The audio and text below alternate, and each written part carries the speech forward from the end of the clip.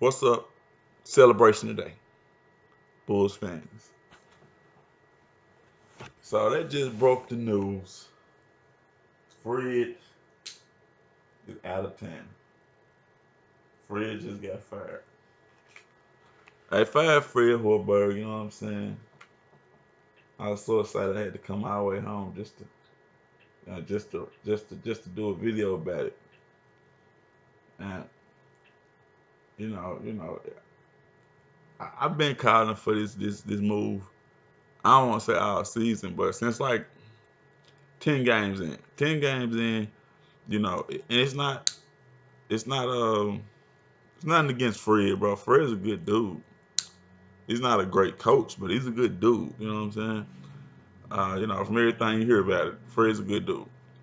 He looks like a good dude, seems like a good dude, you know what I'm saying? Running with the Bulls documentary. Seems like a good dude. It's tough. It's real tough that they, you know what I'm saying, that he got the shake he did. But, you know what I'm saying, it's still fair. You know what I'm saying? You look at the lineups that he's been using, the fact that either we're either in a close game that we should win or and we lose that game. We're in a close game, we should win and lose, or we're getting blown all the way out. You know what I mean? And like I said, it's tough because anytime you fire a guy one game after his star player comes back, you know what I mean? It's kind of like you kind of knew what you were gonna do anyway before that happened. But I don't know. It's almost like you trying to leave an excuse there for yourself. Like, okay, well, you got marketing, and you still lost. I mean, I don't know. I feel like you get a guy another 5 games maybe with his star player or 6, give him 25 games in the season.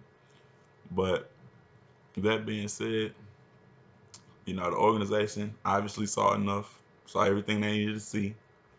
I did too. I did too. And it was like either you want to be at a certain level or you don't. And with a coach like that, you're telling your players, you're telling your organization and your fans, you don't want to be at that place if you're keeping that coach. You know what I mean? You got a coach who you can't even tell if he's calling plays. You know what I'm saying? That shouldn't happen. You got a coach you can't tell what defense they're running. That shouldn't happen. You know what I mean? You got a coach who you really don't know what lineup he's gonna go with from game to game, and it's just odd because it's not that hard. You know what I mean? It's not like you've got a plethora of talented individuals on the team. You know what I mean?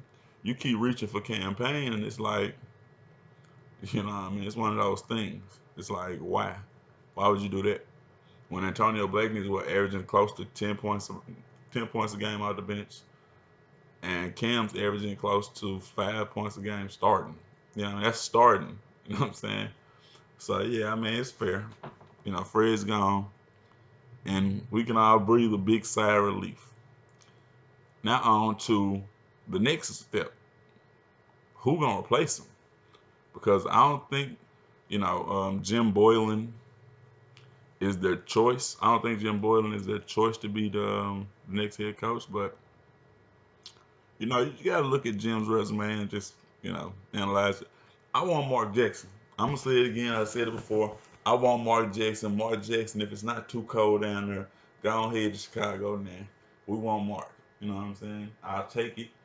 If it don't work out, I'll take it. I want to see what Mark Jackson does with our squad. You know what I mean? Because it's not a whole lot of coaches out there on the market. That's just gonna give you a lot of confidence, make you feel like, oh, this is the guy. But when it comes to a guy like Mark Jackson, I feel like with a young team, young players who can be influenced, you know what I mean? I feel like he can give them that killer instinct, that moxie, that swag that they need. That Hoiberg was just not delivering. You know what I'm saying? He was not delivering moxie or swag or. I mean, I don't really want to get into it. I don't want to bash him no more than he's already been bashed, you know. But I do want to get Mark Jackson. I want to get Mark Jackson. You know, don't spring for Teron Lou. We need Mark Jackson. We want Mark. Give some Mark Jackson in there. Now I did comment on the last game that they played with Marky because I was watching somebody else's video that was going through it, talking about the tank, yada yada yada. Um, and the thing is, like, I think they made mention of it. Even if we was in the tank, even if we get Zion Williamson, R.J. Barrett, or any of those guys like that, you know what I mean? Honestly, me personally, the Cam Reddish thing, I feel like Cam Reddish might need to stay in college one more year. As far as what I'm seeing right now, I feel like he stays in college one more year, he's gonna be a better player, a much better player. You know what I mean? He's one of those guys who needs more coaching, more tutelage from a guy like Coach K, who can get inside his head and adjust some things. You know what I'm saying? So, but even if you get R.J. Barrett or Zion Williamson, you gotta understand, like, you still need a coach, bro. These are young players. They still need a coach, and the sky's the limit. You know what I mean? Your coaching is kind of like it's the limit. You know what I mean? Sky's the limit for our team. But when you got a coach whose ceiling is so low, I mean, that ceiling starts to become the limit. You know what I mean? If rotationally you're not putting in one of the young players that could develop into a really key piece, even if it's just a trade piece. You know what I mean? Like, it's not just checkers, bro. You know what I'm saying? If you're just coaching as in checkers, you know what I'm saying? You gonna end up getting checkmated out of this thing. You know what I'm saying? It's chess, bro. You got to make chess moves. You know what I'm saying? And maybe playing campaign was a chess move, but it was a bad one. You know what I mean? He had a good game. You should have set him at that point. Once he had his good game, you sit him. Take him out. Don't play him no more. Just let people think about him. Could he play? Maybe he could play. I don't know. But don't keep putting him out there and letting everybody see he's sorry. He's sorry. I would never pick him. I mean, right now, it's looking like tanking is the best idea because, I mean, we're 5-19. 5-19, bro. It's like it's not an insurmountable record or nothing like that. There's nothing you can't come back from. You know what I'm saying? You go on a 5-game winning streak. You know what I'm saying? Do that a couple times in the season, and you at 500. So, like, all this team has been on is losing streaks, and it's like I say, it's tough for Fred because you got a lot of people bashing him, bashing the team, saying, "Oh, that's sorry, the trash." But, like, you name the team, bro. You name that team that's gonna lose three starters. Well, let's see, two starters and two of their premier backups. Who's gonna lose two starters and two premier backups and still be very competitive? Like, you're gonna win a lot of games at the beginning of the season now, nonetheless. So let's say the Warriors. I mean, you see their struggles with just losing Steph Curry, though, right? So I mean, like, if you're being fair and you're really looking at this, you know what I'm saying, objectively, bro, it's clear to see, like, there is no way you can win games when you're missing pieces like that. You know what I mean? You're missing your starting point guard, your star power forward or center or whatever marketing is, and you know what I mean, a crucial piece off the bench in Bobby Portis, your best 3-point shooter from last year in Denzel Valentine. And on top of that, you're trying to work in a new guy who just really isn't producing the way everybody expected him to produce. I think everyone expected more from Jabari Parker. Uh, but, it's one of them things. He didn't deliver.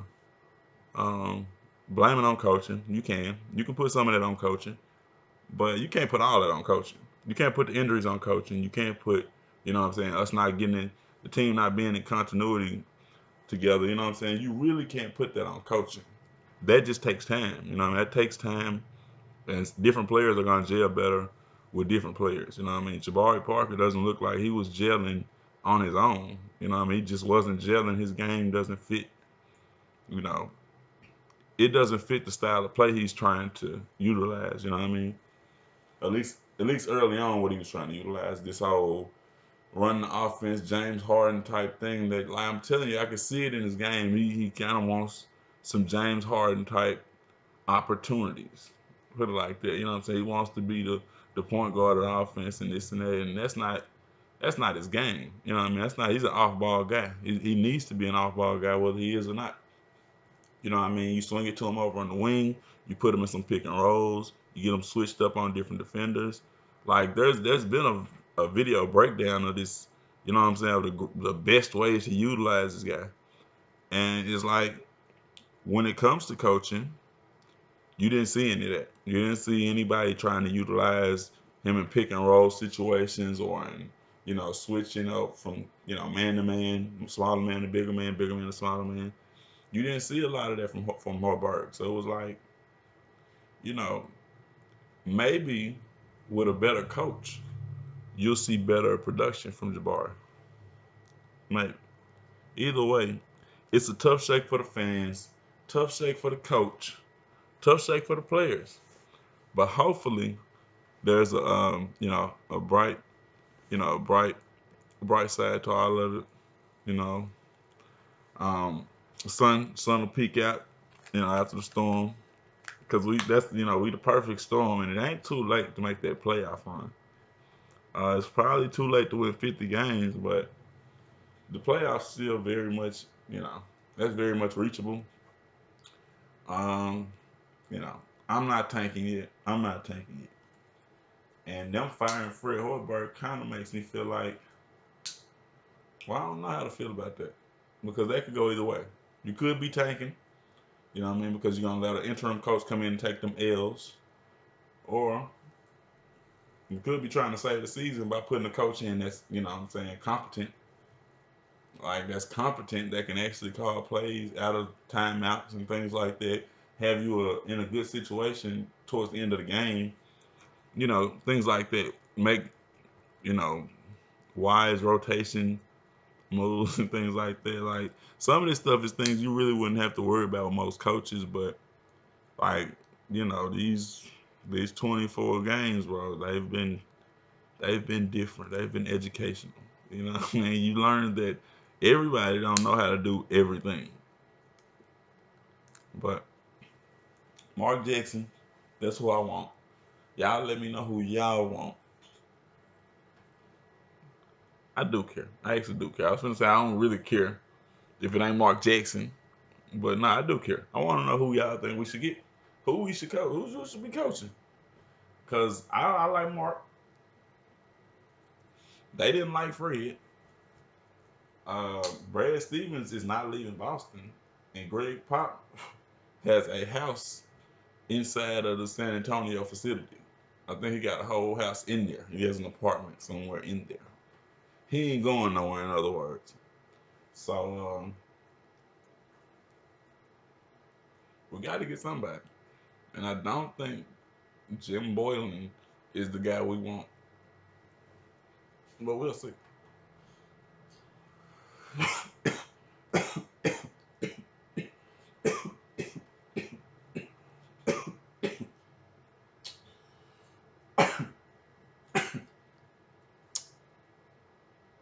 It's a new day. Let's go Bulls.